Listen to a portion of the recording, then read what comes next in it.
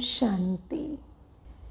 ये प्यारे बाप दादा के अव्यक्त रूप से चले हुए महावाक्यों का रिवाइज्ड कोर्स है। वाणी की ओरिजिनल डेट है 4 दिसंबर 1995। बाबा की मुरली का सार है, यथार्थ निश्चय के फाउंडेशन द्वारा संपूर्ण पवित्रता को धारण करो। हमने साकार मुरलियों में कई बार ये शब्द सुना है, यथार्थ निश्चय बुद्धि। तो आज बाबा उसको स्पष्ट कर रहे हैं कि यथार्थ निश्चय अर्थात क्या। और बाबा कहते हैं जिसको यथार्थ निश्चय होता, तो यथार्थ निश्चय के फाउंडेशन के आधार से संपूर्ण पवित्रता वो आत्मा सहज ही धारण कर लेती। तो बाबा कहते आज बाप दादा देश विदेश चारों ओर के नए नए बच्चों को देख रहे थे। भाई नए नए बच्चे जो भी बैठे हैं, आज देखो बाबा की दृष्टि हम पर पड़ी है। चाहे मधुबन में साकार रूप में आए हैं, चाहे आकार रूप में अपने अपने सेवा स्थान में आए हुए हैं। तो बाबा जब मुरली चलाते हैं तो सिर्फ ऐसा नहीं कि साकार में जो बच्चे बाबा के सम्मुख बैठे हैं बस उन्हीं को देखते हैं, नहीं, अपने अपने सेवा स्थान पर भी जो बच्चे बाबा की याद में बैठे हैं, बाबा उनको इमर्ज कर कर मुरली चलाते। तो बाबा कहते तो नयों को देख बाप दादा सभी के निश्चय को देख रहे थे। क्योंकि आज बात किसकी है? पवित्रता की धारणा की। तो जो सचमुच पुराने हैं, पक्के हैं, उन्होंने तो पवित्रता की धारणा की है। लेकिन जो नए नए बच्चे बैठे हैं तो बाबा देख रहे हैं कि क्या इनका फाउंडेशन मजबूत है। क्योंकि फाउंडेशन मजबूत नहीं तो बाकी चीज़ें तो हो ही नहीं सकती। तो बाबा ऐसे नए बच्चों के फाउंडेशन को देख रहे हैं कि निश्चय बुद्धि कितने हैं। तो बाबा कहते हैं तो नयों को देख सभी के निश्चय को देख रहे थे। क्योंकि निश्चय इस ब्राह्मण जीवन के संपन्नता का फाउंडेशन है। ब्राह्मण जीवन में जो भी उन्नति करनी है, जिस आधार से जो पुरुषार्थ करना है, जिस आधार से ब्राह्मण सो फरिश्ता सो देवता बनेंगे, वो सारी संपन्नता का आधार क्या है? निश्चय का फाउंडेशन। तो बाबा कहते हैं और फाउंडेशन मजबूत है तो सहज और तीव्र गति से संपूर्णता तक पहुंचना निश्चित ही है। और सिर्फ संपूर्णता पर पहुंचना निश्चित नहीं है, लेकिन सहज और तीव्र गति से पहुंच जाएंगे। तो बाप दादा देख रहे थे कि निश्चय भी भिन्न भिन्न प्रकार का है। और जो यथार्थ निश्चय है, हाँ, यथार्थ निश्चय की परिभाषा ध्यान से सुनना कि मैं परमात्मा बाप का बन गया, स्वयं को भी आत्म स्वरूप में जानना, मानना और चलना, और बाप को भी जो है वैसे जानना, ये है यथार्थ निश्चय। अपने को आत्मा रूप में जानना, मानना और चलना, और बाबा जो है जैसा है, बाबा को यथार्थ रूप से जानकर बाबा का बन जाना। क्योंकि जो है जैसा है जानना माना समझ जाना कि मैं एक आत्मा हूँ और मेरा एक बाबा है, दूसरा कोई है ही नहीं, मेरा सर्व संबंधी है ही बाबा। तो जब ये यथार्थ जानकर बाप का बन जाते तो इसको कहेंगे यथार्थ निश्चय। अब दूसरा निश्चय क्या है? जो यथार्थ के विपरीत कुछ और क्या है? तो बाबा कहते दूसरा निश्चय है योग द्वारा थोड़े समय के लिए अशांति से शांति का अनुभव करते हैं और स्थान का शक्तिशाली शांत वायुमंडल आकर्षित करता है ना। या तो थोड़ी समय योग से अल्पकाल की शांति का अनुभव किया, या स्थान का वायुमंडल जो है शांति का वो आकर्षित करता, व ब्राह्मण परिवार, ब्राह्मण आत्माओं का आत्मिक प्यार और पवित्रता की जीवन का प्रभाव पड़ता है। कंपनी अच्छी लगती है। दुनिया के वायुमंडल के कॉन्ट्रास्ट में ये संग अच्छा लगता है। ज्ञान भी अच्छा, परिवार भी अच्छा, वायुमंडल भी अच्छा। तो वो अच्छा लगना उस फाउंडेशन के आधार पर चलते रहते हैं। ज्ञान अच्छा लगा, योग का अनुभव अच्छा लगता है, परिवार अच्छा लगता है, वायुमंडल अच्छा लगता है, तो अच्छा लगता है इस आधार से चल रहे हैं। लेकिन मान लो कोई विपरीत बात हुई, अच्छा नहीं लगा, कभी परिवार अच्छा नहीं लगा, कभी वायुमंडल बिगड़ गया, कभी कोई परिस्थिति आ गई, तो फिर क्या? फिर अच्छा लगता है तो कल अच्छा नहीं लगेगा, तो निश्चय भी हिल जाएगा। इसीलिए कई फीलिंग्स के आधार पे चलते हैं कि वहाँ अच्छा जाते हैं ना तो अच्छा फील होता है, बाबा के कमरे में बैठते अच्छा फील होता है, या कमेंट्री चलती अच्छा फील होता है। तो फीलिंग्स के आधार से चलते हैं कि वहाँ की पवित्रता, ब्राह्मण आत्माओं का संग, ज्ञान सुनने में अच्छा लगता है ना। तो अच्छा लगने से तो परिवर्तन नहीं आता ना। अच्छा लगने से देखो, कुछ देर जब हम बाबा के पास आते हैं तो अच्छा भी लगना चाहिए, लेकिन फिर धीरे धीरे जो इनर वर्क है, आंतरिक जो सफाई है, वो कब होगी? थोड़ा सा जब अपने को भी, है ना, उस आंतरिक सफाई में थोड़ा अपने को भी कष्ट होता है, लेकिन वो जो चीज़ है वहाँ तक नहीं जाते, बस अच्छे अच्छे में रहते हैं। तो बाबा कहते हैं दूसरा नंबर है। पहला नंबर सुनाया यथार्थ निश्चय, और दूसरा नंबर अच्छा लगता है, और तीसरा नंबर है, तीसरा नंबर क्या है?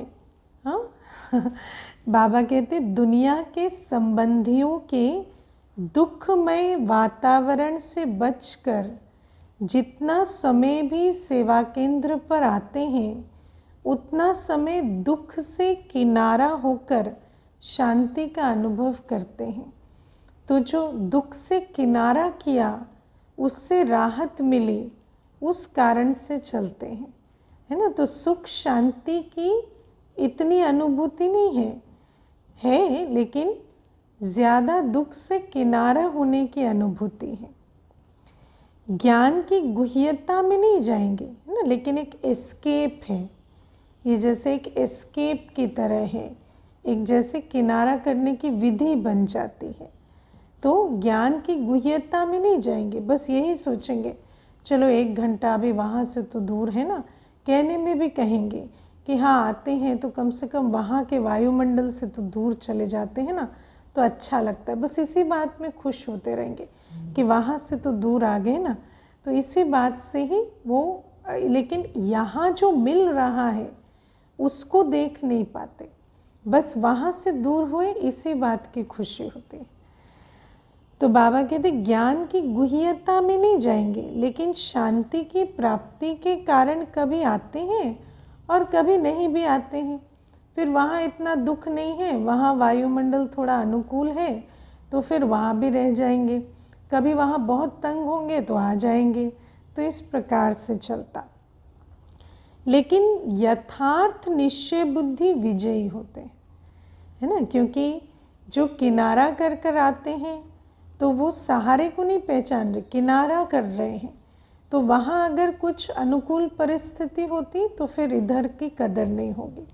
अच्छा लगता है तो फिर कोई भी पेपर आई, परीक्षा आई, कोई भी बात हुई, अच्छा नहीं लगता तो फिर किनारा कर लेंगे। लेकिन जो यथार्थ निश्चय बुद्धि है, जिन्होंने समझ लिया है मैं एक आत्मा हूँ और यही मेरा बाबा है, और मुझे कुछ भी हो जाए इस संगम युग में पुरुषार्थ कर बाप का बनकर वर्षा लेना है, वही विजयी बनते हैं। क्योंकि इस ज्ञान मार्ग में बहुत पेपर आते हैं, माया की परीक्षाएं, और माया जीत बनेंगे तब तो जगत जीत बनेंगे ना। तो माया जीत बनने के लिए यथार्थ निश्चय बुद्धि बनना पड़े। तो बाबा कहते हैं लेकिन यथार्थ निश्चय बुद्धि विजयी होते हैं। और देखा जाता है कि जब शुरू शुरू में आते हैं तो अशांति से तंग होते हैं, शांति के इच्छुक होते हैं, है ना। तो भले ही पहले आए तो तीसरी बात कारण थी, फिर दूसरी हो गई, अच्छा लगा, फिर लेकिन बाबा कहते धीरे धीरे वो भी तो स्टेज आए ना कि मैं अपने आप को और बाप को जानकर पुरुषार्थ करूं।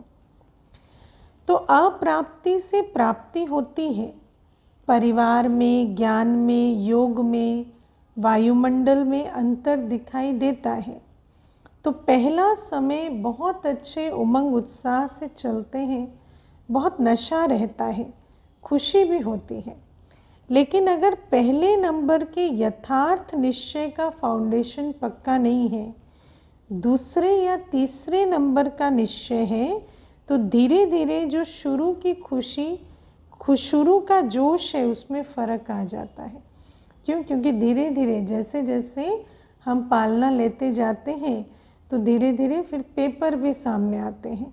फिर ये जो आधार है ना, अगर इतना शैलो है, इतना कमज़ोर है कि बस अच्छा लगता है या किनारा कर कर आते हैं, तो जब पेपर आते हैं ना तो उस समय पर फिर टिक नहीं पाते, फिर उस समय माया जैसे खींचकर उखाड़ देती है। इस सीज़न में नए नए बहुत आए हैं और चांस भी मिला है, ये तो बहुत अच्छा है ना। वैसे भी अभी तो पूरी नयों की ही सीज़न चल रही है, बहुत नए नए बाबा के बच्चे, है ना, 1 वर्ष, 2 वर्ष, 3 वर्ष, 5 वर्ष, सब नए ही कहलाएंगे। तो सभी बैठे हैं। बाप दादा को भी नए नए बच्चों को देखकर खुशी होती है। और आज खास जो 5 वर्ष से नीचे वाले हैं, वो ध्यान देना और चेक करना कि हम बाबा की मुरली भी रोज़ सुनते हैं, क्लास में भी बैठते हैं, परिवार का हिस्सा भी बनते हैं, लेकिन हमारा आधार यथार्थ निश्चय है या दूसरे तीसरे नंबर का है। क्योंकि धीरे धीरे जैसे जैसे समय आगे बढ़ेगा तो निश्चय का फाउंडेशन मजबूत नहीं होगा तो माया के तूफान उखाड़ देते हैं। तो बाबा कहते बाप दादा को भी नए नए बच्चों को देख खुशी होती है कि ये फिर से अपने परिवार में पहुंच गए। लेकिन ये चेक करो कि निश्चय का फाउंडेशन पक्का है ना। परिवार में पहुंच गए, चल भी रहे हैं, लेकिन फाउंडेशन कैसा है? क्योंकि कई बार क्या होता, जो ऊपर का झाड़ है वो अच्छा दिखाई पड़ रहा है, लेकिन फाउंडेशन मजबूत नहीं है तो तूफानों में खड़ा नहीं हो सकता। हमारा निश्चय नंबर 1 का है या नंबर 2 का? अगर नंबर 1 निश्चय है तो चलते चलते मुख्य पवित्रता धारण करने में मुश्किल नहीं लगेगा, है ना। बाबा कहते कि अच्छी फाउंडेशन हो ना, मजबूत, तो उस पर पूरी इमारत खड़ी हो सकती है। तो धारणा की, सेवा की इमारत सहज खड़ी हो जाती जब यथार्थ निश्चय का फाउंडेशन है। तो बाबा कहते यथार्थ निश्चय बुद्धि, जिन्होंने अपने आप को जान लिया, बाप को जान लिया, उनको पवित्रता की धारणा मुश्किल नहीं लगेगी। अगर पवित्रता स्वप्न मात्र भी हिलाती है, हलचल में आती है, तो समझो कि नंबर 1 फाउंडेशन कच्चा है। क्योंकि आत्मा का तो स्वधर्म ही पवित्रता है। तो अभी तक कुछ न कुछ देह का भान है और वो भी काफ़ी पक्का है, इसीलिए पवित्रता सहज धारण नहीं हो रही। अपवित्रता तो पर धर्म है और पवित्रता स्वधर्म है। बाबा क्या कहते हैं? मैं आत्मा पवित्र हूँ, मेरा बाबा पवित्रता का सागर है और मेरा घर भी पवित्र शांति धाम है। तो बाबा कहते हैं जिस आत्मा का अनादि स्वरूप, आदि स्वरूप, 2 युगों तक मैं आत्मा पवित्र रहती हूँ, स्टेज पर भी मेरा बाबा स्वयं पवित्रता का सागर पतित पावन है। तो ऐसी आत्मा के लिए स्मृति के आधार से पवित्रता की समर्थी कोई मुश्किल बात नहीं।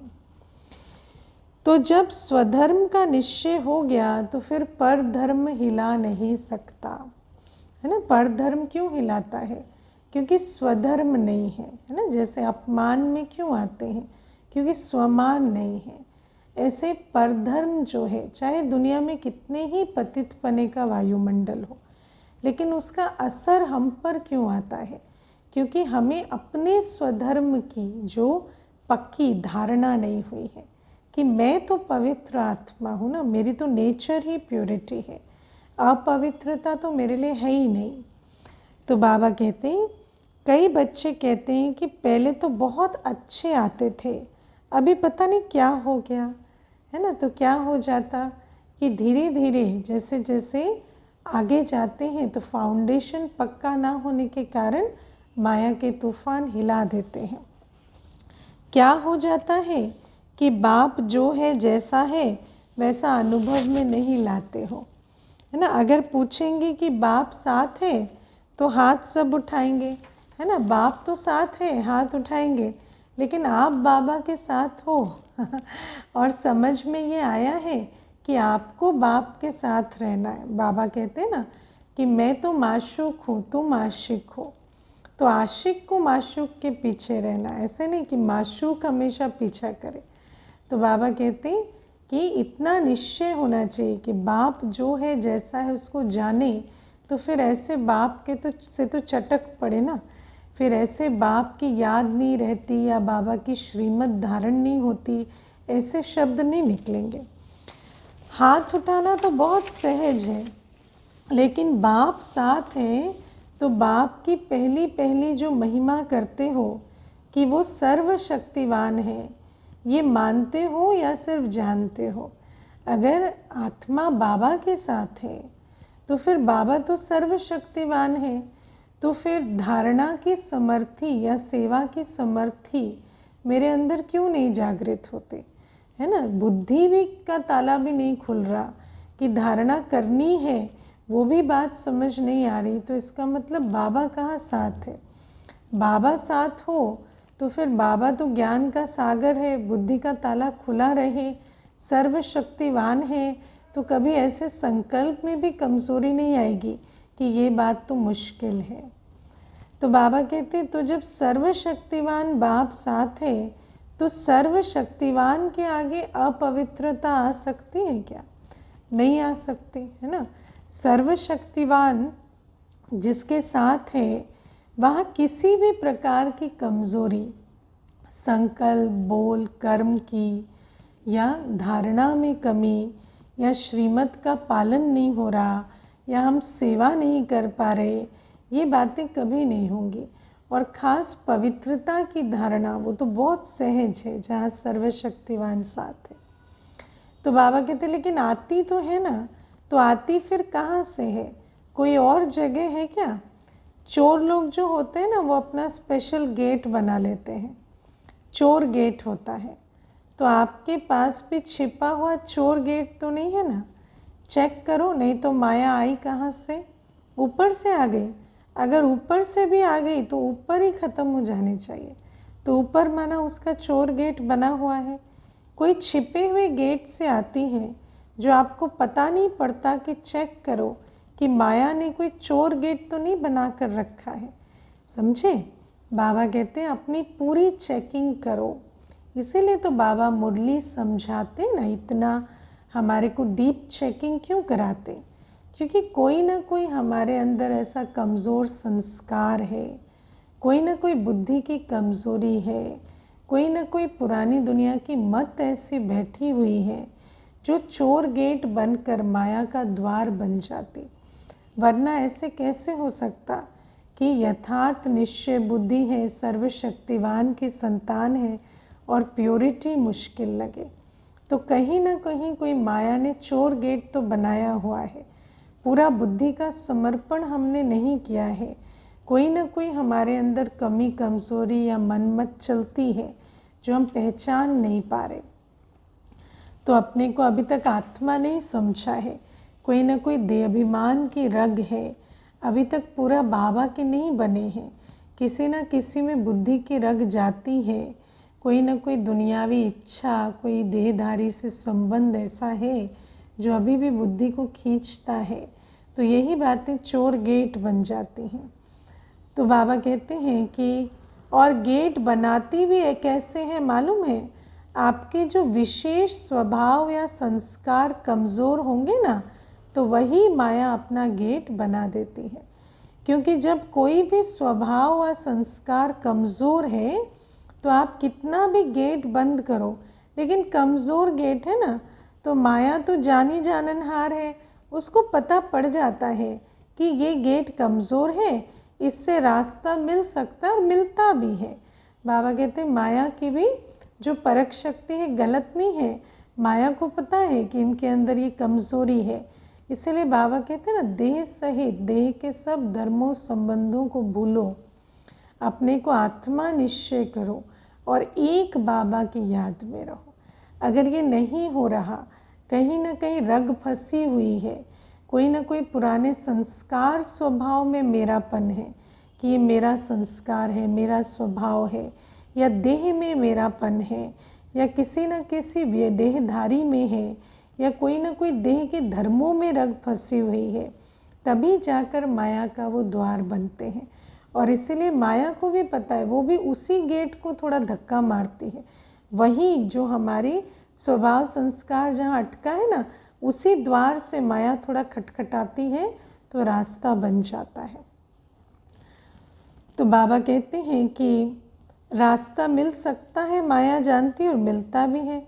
चलते चलते अपवित्रता के संकल्प भी आते हैं, बोल भी होता है और कर्म भी हो जाता है। तो गेट खुला हुआ है ना, तभी तो माया आई है ना। तो कोई ना कोई गेट तो खुला हुआ है, कोई ना कोई कॉम्प्लेक्स है अंदर जिसको ख़त्म नहीं किया है, कोई ना कोई देभान है, कोई ना कोई देहाभिमान है, और उसी कारण से माया वहाँ से आती है। और अपवित्रता के संकल्प भी आते हैं, है ना, खास विकार के, काम विकार के भी संकल्प आते हैं, और बोल भी बोलते हैं, और फिर कर्म में भी ले आते हैं। तो बाबा कहते फिर साथ कैसे हुआ? तो बाबा कहते फिर बाबा का साथ कैसे हुआ?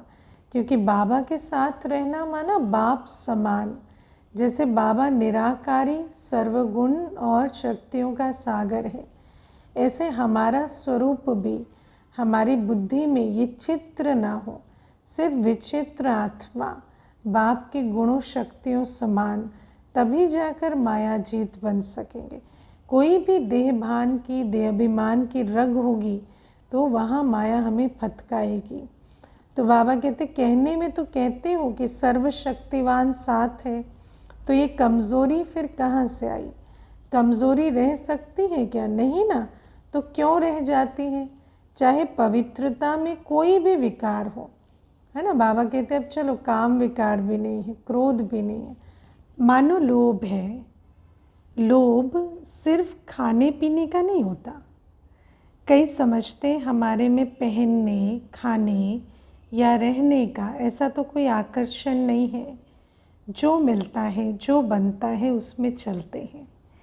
लेकिन जैसे आगे बढ़ते हैं तो माया लोभ भी रॉयल और सूक्ष्म रूप में लाती है। जैसे दुनिया में तो स्थूल रूप से वस्तु का लोभ होता है, लेकिन जैसे ज्ञान मार्ग में आगे बढ़ेंगे ना, तो माया रॉयल रूप का लोभ लाती है। वो क्या है? इच्छा, है ना, मान शान की, रिकग्निशन की इच्छा, है ना, मान्यता की इच्छा, मान शान की इच्छा, कोई मुझे पूछे, कोई मुझे देखे, कोई कदर करे, वो वाली इच्छा के रूप में भी लोभ आता है। तो बाबा कहते वो रॉयल लोभ क्या है? चाहे स्टूडेंट हो चाहे टीचर हो, माया दोनों में रॉयल लोभ लाने का फुल पुरुषार्थ करती है। और बाबा आज दोनों के एग्जाम्पल्स दे रहे हैं, किस प्रकार से स्टूडेंट के केस में माया लोभ लाती है और कैसे टीचर के केस में। तो बाबा कहते मानो स्टूडेंट है, बहुत अच्छा निश्चय बुद्धि, सेवाधारी है, सब में अच्छा है, लेकिन जब आगे बढ़ते हैं तो ये रॉयल लोभ आता है कि मैं इतना कुछ करता हूँ, सब रूप से मददगार हूँ, तन से, मन से, धन से, और जिस समय चाहे उस समय सेवा में हाजिर भी हो जाता हूँ।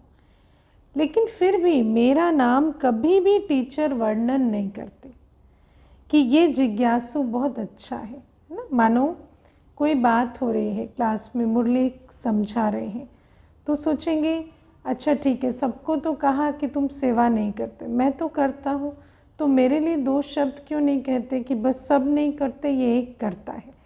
या मानो अगर किसी और के विषय में कह दिया कि ये तो करता है और कोई भी नहीं करता, तो मन में चलेगा क्या मैं नहीं करता, मेरे बारे में तो एक शब्द भी नहीं निकाला। तो ये बातें भी अंदर चलती हैं, लेकिन अपने आप से पूछना है हमने जो किया वो किस लिए किया। इसलिए किया कि टीचर प्रशंसा करे, या बाबा के लिए किया। और जब बाबा के लिए किया तो बाबा ने देखा बस, और हमें इस बात की खुशी है कि बाबा ने देखा, बाबा ने स्वीकार किया और बाबा ने चांस दिया। तो बाबा कहते फिर ये सारी बातें नहीं आएंगी। तो बाबा कहते कि अगर मानो ये भी आवे, ये भी नहीं आवे, तो फिर दूसरा रूप क्या होता है। अच्छा नाम ले भी लिया, अब मानो टीचर भी नाम लेती है, कहती है फलाना बच्चा बहुत अच्छा है, तो नाम सुनते सुनते भी फिर क्या आता है, मैं ही हूँ, मैं ही करता हूँ, मैं ही कर सकता हूँ, वो अभिमान के रूप में आ जाएगा। तो नाम लो तो भी माया तंग करती है, नाम ना ले तो भी माया तंग करती है।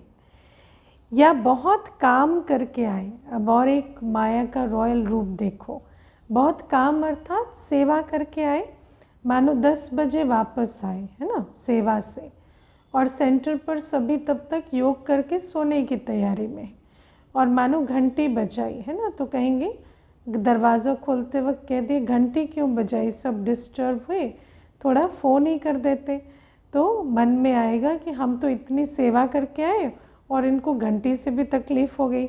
और फिर अंदर आए और किसी ने पानी भी नहीं पूछा, कुछ भी नहीं पूछा, भोजन भी नहीं पूछा, और सोने चले गए। तो बाबा कहते हैं कि मान लो बहुत काम करके आए और किसी ने आपको पूछा भी नहीं, एक गिलास पानी भी नहीं पिलाया, देखा भी नहीं, अपने आराम में व अपने काम में बिज़ी रहे, तो ये भी आता है कि करो भी और पूछे भी कोई नहीं, है ना, क्योंकि किसी और के पूछने के लिए तो किया था ना बाबा। देखो इसलिए आज बाबा कहते ना कि यथार्थ निश्चय बुद्धि का फाउंडेशन नहीं है कि मैं कौन हूँ और किस लिए कर रहा हूँ जो कर रहा हूँ, ये मेरे और बाबा के बीच के संबंध की बात है। तो फिर क्या होता है, ये पूछ पूछ की पूंछ रह जाती है ना, कहते हैं ना हाथी निकल गया पूंछ रह गई, तो ये पूछ पूछ की पूंछ रह जाती है। सब कुछ कर लिया लेकिन मुझे पूछा नहीं, ये पूंछ रह गई। तो बाबा कहते हैं तो क्या ही करना है या नहीं एक ही बात है ना। तो फिर मन में क्या आएगा, कोई पूछता तो है नहीं, करो ना करो क्या फ़र्क पड़ता है, क्यों करना है। लेकिन ये नहीं समझते कि हम तो अपना भाग्य बनाने के लिए करते हैं। तो बाबा कहते हैं कि पूछने वाला तो कोई है नहीं, इससे तो आराम से घर में बैठो, जब होगा तब सेवा करेंगे। हम भी अपने कंफर्ट जोन में रहेंगे, हम भी क्यों अपने को है ना जैसे अपनी क्या कहें मेहनत करके सेवा क्यों करें, ऐसे अंदर संकल्प आएंगे। तो ये भिन्न भिन्न प्रकार का विकारों का रॉयल रूप आता है। और एक भी विकार आ गया ना, मानो लोभ नहीं आया लेकिन अभिमान आ गया, या अपने मानने तक का कि हमारी मान्यता हो उसका भान आ गया, तो जहाँ एक विकार होता है वहाँ उनके 4 साथी छिपे हुए रूप में होते हैं, क्योंकि ये सारे इकट्ठे आते हैं है ना। तो पहले लोभ का रूप आएगा, मुझे पूछा नहीं, मुझे पूछा नहीं, मुझे मान्यता नहीं देते, फिर धीरे धीरे निंदा शुरू हो जाएगी, फिर धीरे धीरे क्रोध शुरू हो जाएगा, फिर धीरे धीरे पुरानी दुनिया की तरफ आकर्षण होगा और जाके विकार में डूब मरेंगे। तो बाबा कहते हैं ये एक एक विकार ना एक दूसरे के साथ पीछे पीछे आ जाते हैं। और एक को आपने चांस दे दिया तो वो छुपे हुए जो हैं वो भी समय प्रमाण अपना चांस लेते रहते हैं। फिर कहते हैं कि पहले जैसा नशा अभी नहीं है, पहले बहुत अच्छा था, पहले अवस्था बड़ी अच्छी थी। तो क्यों अवस्था अच्छी थी? क्योंकि माया ने चोर गेट से एंट्री कर कर सब कुछ लूटा नहीं था। जैसे चोर घुस जाते हैं तो खाली हो जाता है ना, सब कुछ लूट कर ले जाते हैं। ऐसे ही माया जब चोर गेट से आ जाती है तो आत्मा की सारी की कमाई, खुशी का खजाना, सब कुछ जैसे लूट कर ले जाती है और आत्मा को खालीपन का अनुभव होता है। तो बाबा कहते फिर कहेंगे पहले अवस्था बड़ी अच्छी थी, अभी पता नहीं क्या हो गया है। माया चोर गेट से आगे, ये पता है ना, ये नहीं कहो पता नहीं है। तो जब खालीपन का अनुभव होता, माना माया ने बुद्धि योग बाबा से तोड़ दिया है और माया ने हमें क्या क्यों में बिज़ी कर दिया है, और माया ने जो कमाई थी, खुशी का खजाना, शक्ति का खजाना जो जमा किया था, उसको भी माया खा गई है। और टीचर को भी आता है। टीचर को क्या चाहिए? टीचर को चाहिए सेंटर अच्छा हो, कपड़े भले कैसे भी हो लेकिन सेंटर थोड़ा रहने लायक ठीक ठाक हो, और जो साथी हो वो अच्छे हो, स्टूडेंट अच्छे हो, बाबा की भंडारी अच्छी हो। अगर अच्छा स्टूडेंट चेंज हो जाए तो दिल थोड़ा धड़कता है है ना, दिल धड़कती है ना। अच्छा स्टूडेंट, अच्छा माना जो मददगार है, सदा उपस्थित रहता था, वो अगर चेंज हो जाए तो टीचर की भी दिल धड़क जाती है, क्योंकि दिल जहाँ लगी हुई होगी वो हिलेगा तो दिल धड़केगी। तो स्टूडेंट से भी दिल लग गई है कि यही है मददगार, और जहाँ देहधारी दिखाई देने लगता है, बाप दिखाई नहीं देता है ना, तो भूल गए हैं। देखो, जो 2 भुजाओं वाला था, जो करता था, वो चला गया तो उसको देखते हैं, लेकिन जो 1000 भुजाओं वाला बाप अभी बैठा है वो दिखाई देना बंद हो जाता है। ये नज़र ऐसी है, इन 2 आँखों से जब देखने लगते हैं ना, 2 आँखों से देहधारी दिखाई देता है। तो देहधारी जब दिखाई देने लगता है ना, तो 1000 भुजाओं वाला बाप और दिखता नहीं है। तो बाबा कहते हैं फिर समझते हैं कि क्या करें, ये मददगार था ना, अभी वो चला गया। तो बाबा पूछते हैं, मददगार जिज्ञासु था वह बाप है ना। जिज्ञासु को भी तो निमित्त बाबा ने बनाया था, तो फिर बाप तो अभी भी बैठा है, तो तुम क्यों, है ना, तुम्हारी दिल क्यों धड़कती है? तो उस समय कौन दिखाई देता है, जिज्ञासु या बाप? तो जो रॉयल रूप की माया का फाउंडेशन, तो ये रॉयल माया फाउंडेशन को हिलाने की कोशिश करती है। अगर आपको निश्चय है कि सर्वशक्तिवान साथ है, तो बाप किसी न किसी को निमित्त बना ही देता है।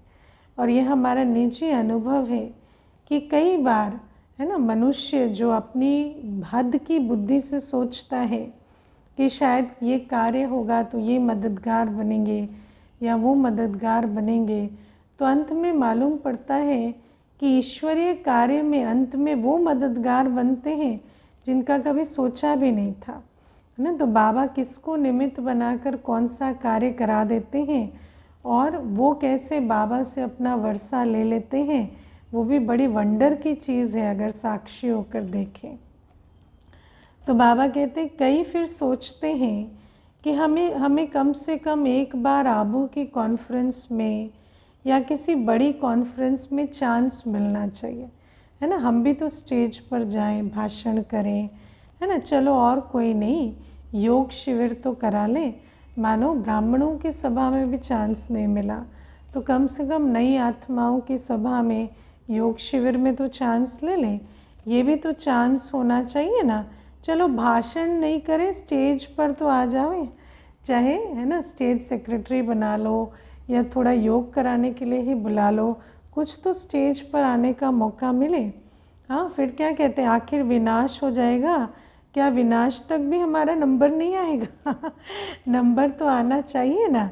लेकिन बाबा क्या कहते हैं, लेकिन पहले भी बाप दादा ने सुनाया कि अगर योग्य है, चांस मिलता है तो खुशी से करो, लेकिन ये संकल्प करना कि हमें चांस मिलना चाहिए, ये भी मांगना है।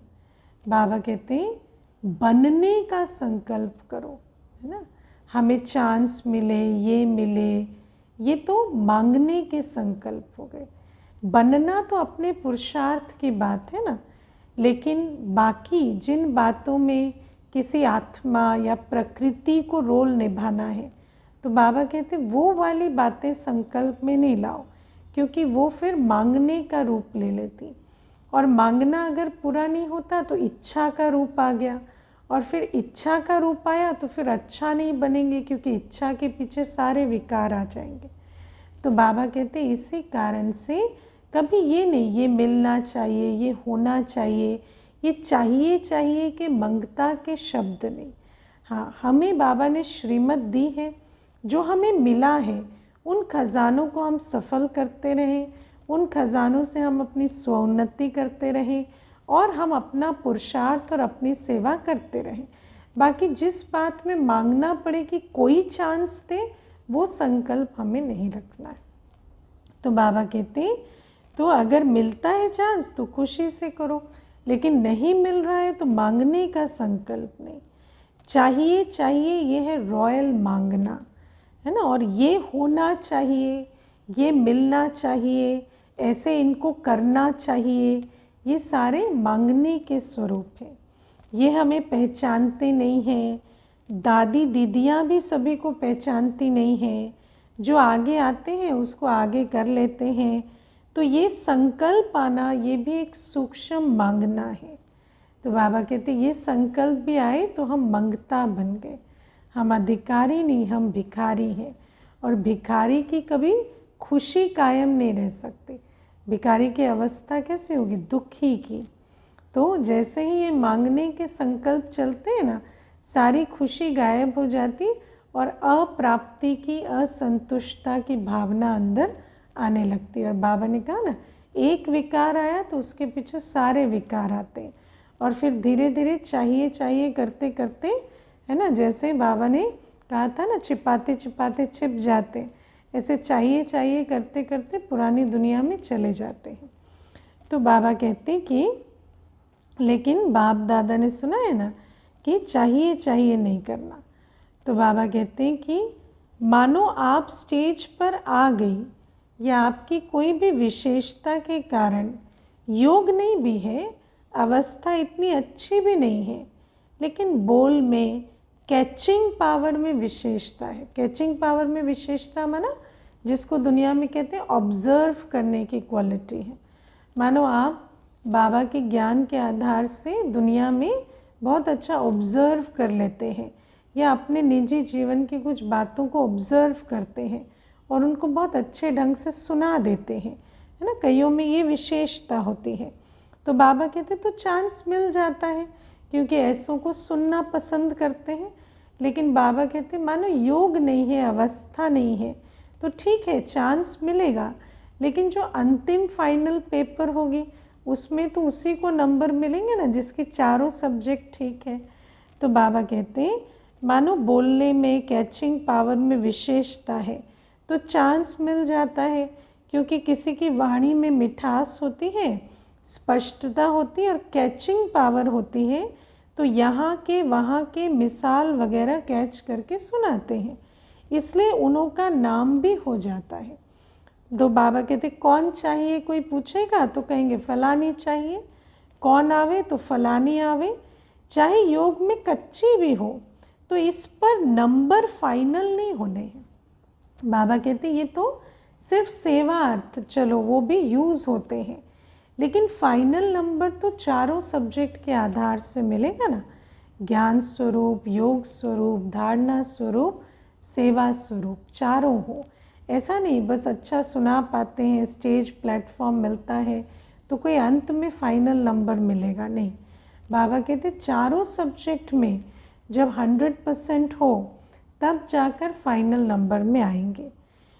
जो फाइनल नंबर मिलेंगे वो ये नहीं होगा कि इसने कितने भाषण किए, या इसने कितने स्टूडेंट व सेंटर बनाए, है ना, क्योंकि बाबा कहते हैं जो जैसा बनता है वो वैसा ही बनाता है।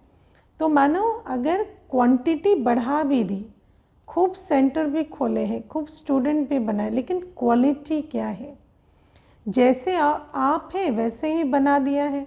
अपने अंदर ज्ञान की धारणा नहीं है, योगी नहीं है, तो उनको भी कैसा बना दिया है? बस सुनने वाले, वाह वाह करने वाले बना दिया है।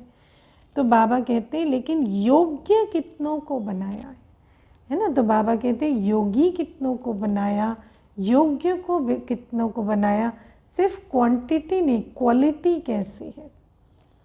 सेंटर बनाना बड़ी बात नहीं है, लेकिन योग्य कितनी आत्माओं को बनाया। बाबा हमेशा कहते हैं ना, मुझे वारिस क्वालिटी चाहिए। नाम हो गया कि 30 सेंटर के इंचार्ज है और 30 में से 15 हिल रहे हैं और 15 ठीक है ना। 15 सेंटरों पर क्या क्या वायुमंडल है, कोई शांति पवित्रता का नहीं है। दिन रात तेरे मेरे का वायुमंडल है, क्योंकि आत्माओं के अंदर धारणा नहीं है।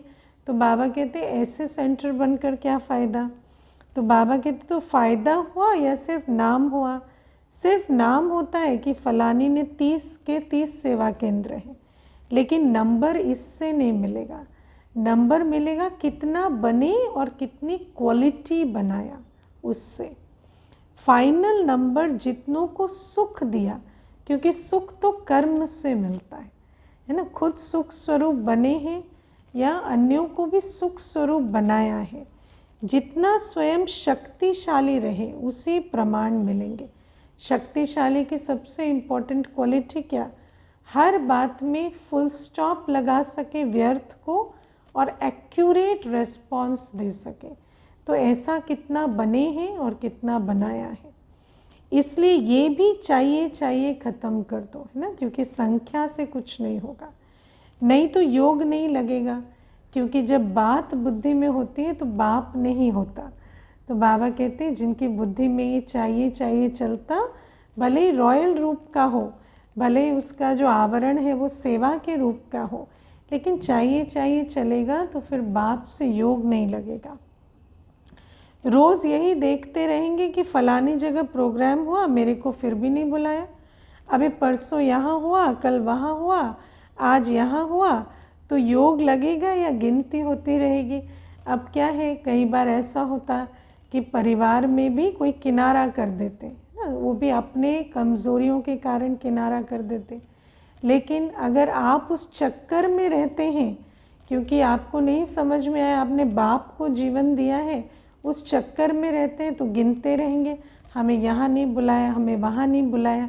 तो आपको राज्य भाग्य लेना है या आपको लिस्ट में नाम लिखाना है कि मुझे इतनी जगह बुलाया और इतनी जगह शामिल किया और इन्होंने मुझे आगे खड़ा किया और इन्होंने मुझे ऐसे किया।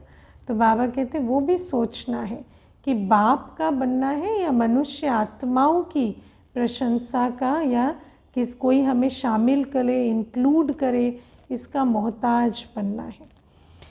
तो मुख्य बात है जो यथार्थ निश्चय है उसको पक्का करो। निश्चय क्या है कि मैं आत्मा हूँ और मेरा बाबा है और मुझे बाप का बनकर वर्षा लेना है। कहने में तो कह देते हो मैं आत्मा हूँ और बाप सर्वशक्तिवान है, लेकिन प्रैक्टिकल में कर्म में आना चाहिए। प्रैक्टिकल में कर्म में कैसे आए? जब सारे व्यर्थ को फुल स्टॉप लगे और हर संकल्प बोल कर्म समर्थ हो, तब कहेंगे हाँ ये मास्टर सर्वशक्तिवान है। बाप सर्वशक्तिवान है, लेकिन मेरे को माया हिला रही है, और माया हिलाती है तो व्यर्थ विस्तार के खूब संकल्प चल रहे हैं और अपना जो संगम युगी समय संकल्प श्वास है वो वेस्ट हो रहा है। तो बाबा कहते इसको कहेंगे माया हिला रही है।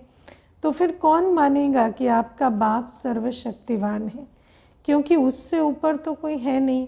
तो बाप दादा आज निश्चय के फाउंडेशन को देख रहे हैं, चाहे नए हैं चाहे पुराने हैं, लेकिन इस निश्चय के फाउंडेशन को प्रैक्टिकल में लाओ और समय पर यूज़ करो। निश्चय का फाउंडेशन जब पक्का होगा तो निरंतर याद स्वरूप, धारणा स्वरूप और निरंतर निमित्त निर्माण भाव से सेवाधारी रहेंगे। तो बाबा कहते फाउंडेशन पक्का होता तो चारों सब्जेक्ट की जो बिल्डिंग है वो ठीक खड़ी होती। समय बीत जाता है, फिर बाप के आगे पश्चाताप के रूप में आते हो, क्या करें बाबा, हो गया, आप तो रहम दिल हो, रहम कर दो, तो ये क्या हुआ, है ना। बाबा कहते हर चीज़ का एक समय होता है। देखो आज तक हम जब से ब्राह्मण बने बहुत सारा समय आया, योग के चांस, सेवा के चांस, धारणा के चांस, है ना, माया आई, माया जीत बनने के चांस, विजयी बनने के चांस, कई चांस गवा देते हैं। फिर कहते हैं बाबा उस समय समझ नहीं आया और हम पर रहम करो। लेकिन बाबा कहते हैं ऐसे चांस गवाते रहेंगे तो धीरे धीरे एक समय आएगा जब सब कुछ ख़त्म हो जाएगा, शरीर छूट गया, है ना, या फाइनल रिजल्ट निकल गई, उसके बाद क्या कर सकेंगे। इसीलिए बाबा कहते समय रहते जो भी है ना, ज्ञान स्वरूप बनना, याद स्वरूप बनना, धारणा स्वरूप बनना, सेवा स्वरूप बनना, उसके लिए जो भी ड्रामा हमें चांस देता है ना, उसको ले जाना चाहिए। तो बाबा कहते ये भी रॉयल पश्चाताप है, साथ है तो किसी की हिम्मत नहीं है। निश्चय बुद्धि का अर्थ ही है विजयी, है ना। तो निश्चय बुद्धि, माया, निश्चय बुद्धि को माया संशय में ले आए, उसका समय संकल्प वेस्ट कराए, ऐसा नहीं होगा। लेकिन जो एक बाबा दूसरा ना कोई कर कर नहीं चलते, किसी न किसी चक्कर टक्कर में फंसे रहते हैं। कोई ना कोई देह भान, कोई ना कोई पुराना स्वभाव संस्कार, कोई ना कोई देहधारी के प्रति आकर्षण, कोई ना कोई पुरानी दुनिया की अधूरी इच्छाएं, तृष्णाएं, जिनको है ना, जिनको खींचती रहती हैं, ऐसी आत्माएं विजयी नहीं बनती। ऐसी आत्माएं माया के तूफानों में मूंझ जाती हैं। तो बाबा कहते हैं ऐसी गलतियां नहीं करनी है, नहीं तो रॉयल रूप का पश्चाताप रह जाएगा। तो बाबा कहते हैं कि अगर कोई हिसाब किताब आता भी है तो मन को नहीं हिलाओ, स्थिति को नीचे ऊपर नहीं करो। कोई भी बात आ गई, शरीर से, संबंध से, धन से, कोई भी बात आ गई, मन को हिलाओ नहीं। मन को मनमना भव करके अपनी संगम युगी कमाई करते हुए उस हिसाब किताब को पार करो। उस समय मूंझो नहीं, उलझो नहीं, है ना। तो बाबा कहते चलो आया और फट से उसको दूर से ही ख़त्म कर दो।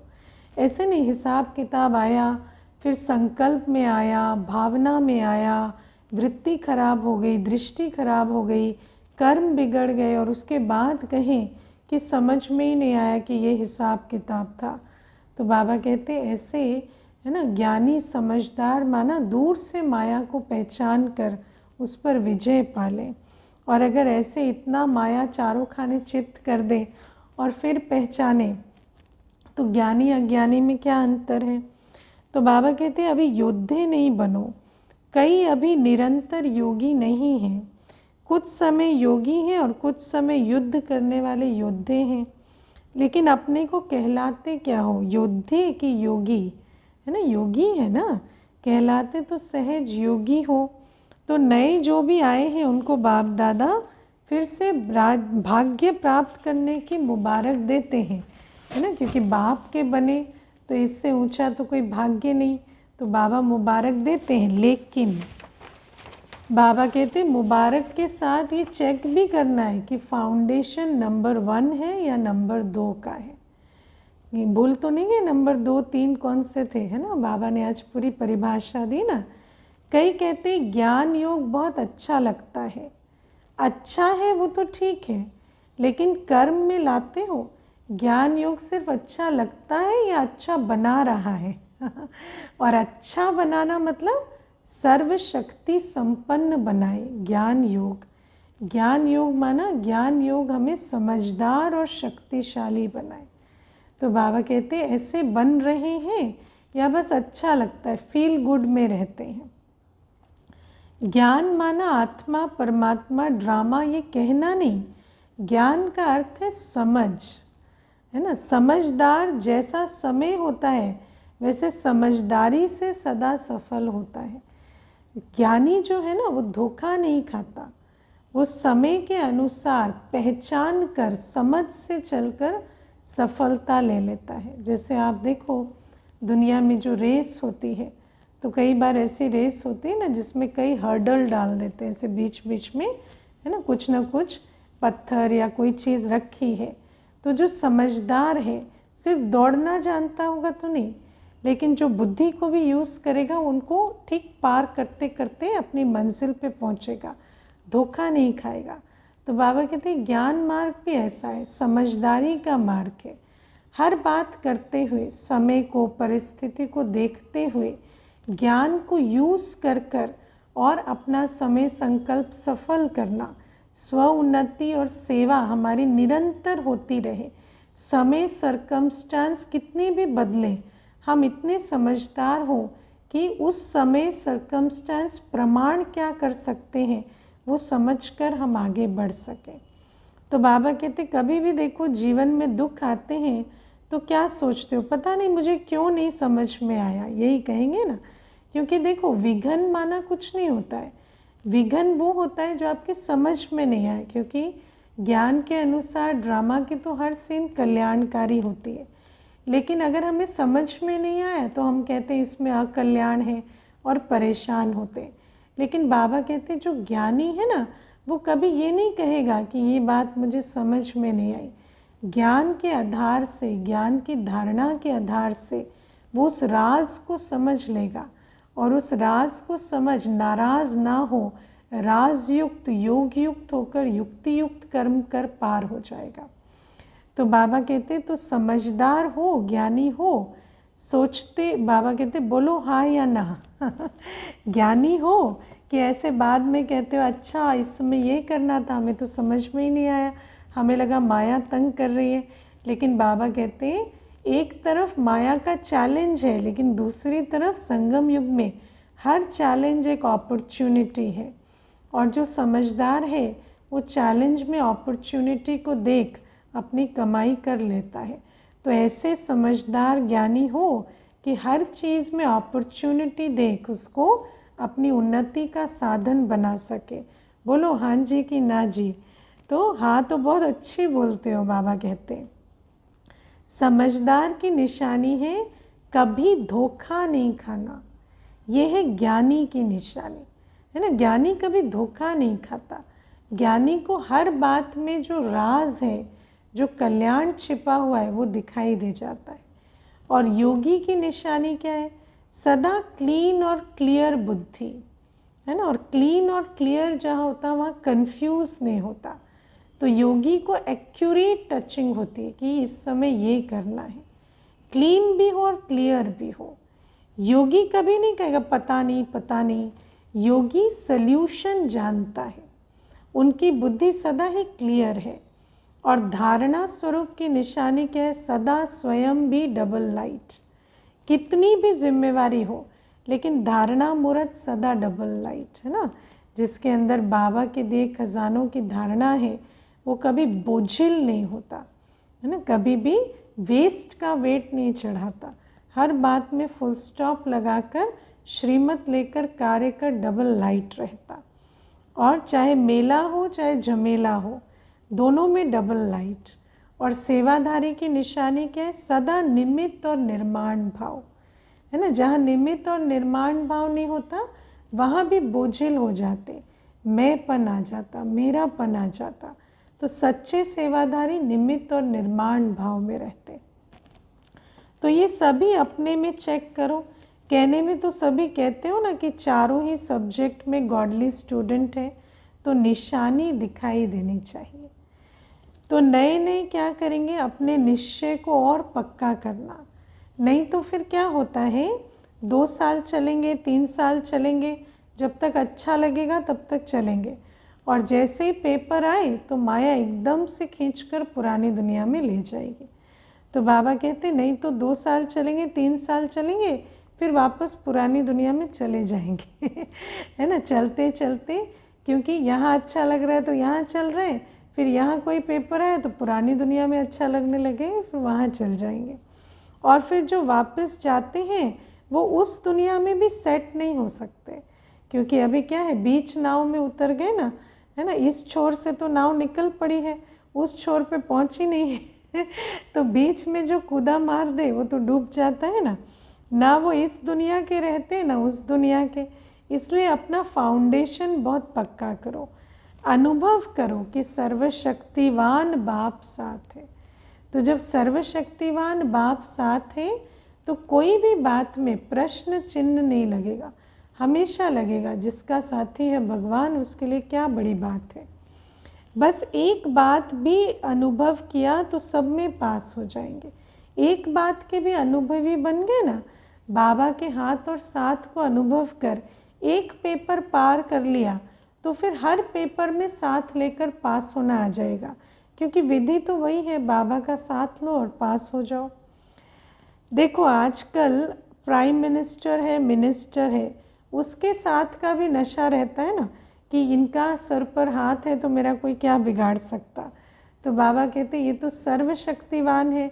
तो जो सर्वशक्तिवान के साथी हैं वो किसी बात को बड़ा नहीं समझेंगे, बात आई बाबा का साथ लेंगे, पार करेंगे। और ऐसे चलने वाले जो हैं वो सदा अच्छा ही अनुभव करेंगे और लंबी उम्र तक चलते रहेंगे। जब तक जीना है तब तक पढ़ना है। अच्छा, चारों ओर के सदा श्रेष्ठ भाग्यवान, भाग्य विधाता को अपना बनाने वाले ऐसी श्रेष्ठ आत्माओं को सदा बाप दादा के श्रीमत को सुना और किया, ऐसे सर्व सपूत बच्चों को सदा सेवा में अचल रहने वाले, झमेला मुक्त और परमात्म मिलन मेला मनाने वाले सभी बच्चों को बाप दादा का याद प्यार और नमस्ते। अच्छा, डबल विदेशियों को डबल नशा है ना, डबल विदेशी अर्थात डबल लाइट, डबल नशा और डबल बाप दादा और परिवार के प्यारे, समझा। अच्छा, ऐसे मीठे प्यारे बाबा को भी हम बच्चों का याद प्यार, गुड मॉर्निंग और नमस्ते। ओम शांति। वरदान है आज का, अपनेपन के अधिकार की अनुभूति द्वारा अधीनता को समाप्त करने वाले सर्व अधिकारी भव। बाबा कहते हैं बाप पर अधिकार मिल गया, हम बाप के बच्चे अधिकारी बन गए तो हमारे पास सर्व अधिकार आ गए। और जिसके पास सर्व अधिकार हो जाते ना उनकी सर्व प्रकार की अधीनता खत्म हो जाती। वो फिर ना इस देह न देह के संबंधों न पुरानी दुनिया की किसी भी परिस्थिति के अधीन नहीं बनते। बाप को अपना बनाना अर्थात अपना अधिकार अनुभव होना। जहाँ अधिकार है वहाँ ना तो स्व के प्रति अधीनता है और न संबंध संपर्क में आने की अधीनता है, न प्रकृति और परिस्थितियों में आने की अधीनता है। अधीनता की निशानी क्या है? जिसके अधीन होते हैं ना वो ठीक रख चलाए तो हम ठीक चले, वो ठीक ना चलाए तो खुशी गायब हो जाए, है ना। तो बाबा कहते हैं ऐसे अधीन तो नहीं है ना। अब देह कैसा भी हो, संबंध संपर्क कैसा भी हो, प्रकृति परिस्थिति कैसे भी हो, हम सदा खुश सदा शांत रह पाते क्योंकि बाप ने हमें सर्वाधिकार दे दिए।